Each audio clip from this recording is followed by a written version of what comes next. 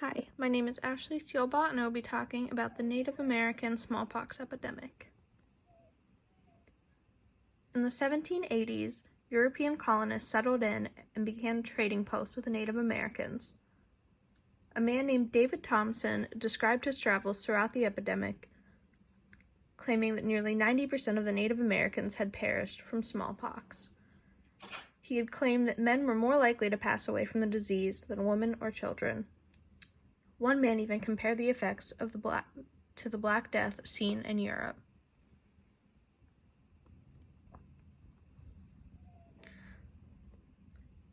The Native Americans had some very specific views of smallpox and different treatments for it. At first, they stuck to traditional medicine, such as drums and rattles, as well as fasting techniques, sweat lodges, and bathing in the ice baths. The sweat lodges were known to make conditions worse, and they did have enough medical knowledge to link the smallpox with the Europeans at this time.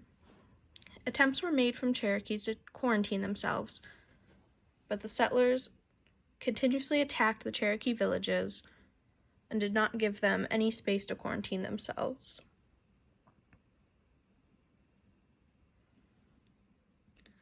The Cherokees had developed a smallpox dance, and other tribes did similar rituals in order to ward off smallpox. Views for the cause of the disease for the Native Americans was mainly connected to the Europeans at this time. The viewpoints had not changed over time, only solidified as time went on. Views towards smallpox have shifted towards full blame on the Europeans. With no prior contact with smallpox, Native Americans' immune systems were not prepared. In current times, we recognize smallpox epidemic as an act of biological warfare that led to a mass genocide of the Native Americans. And this image shows the spread of smallpox throughout the 1780s through all of the different Cherokee tribes.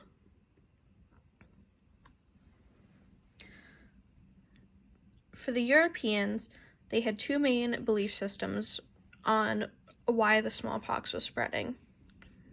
Their major belief was that this was God's wrath and this was God's will. The Europeans viewed Native Americans as savages and dehumanized them. Native Americans also did not follow Christianity, so the settlers likely believed that the disease was God's will due to this reason. They also believed in balancing the four humors, but due to their views towards Native Americans, this was probably not what they thought was causing the smallpox. So around the same time, Dr. Edward Jenner of England developed a smallpox vaccine from cowpox after noticing that this led to immunity from smallpox. One report claims that the smallpox vaccine was first introduced to America in 1800. Serious attempts to vaccinate the Native Americans did not start for another 2 decades, so not until the 1820s, and this was likely only due to the colonists' attempt to civilize them. Though the symptoms have not changed over time for the effects of smallpox, the treatment has changed very greatly. Today, the focus is on prevention rather than treatment of smallpox.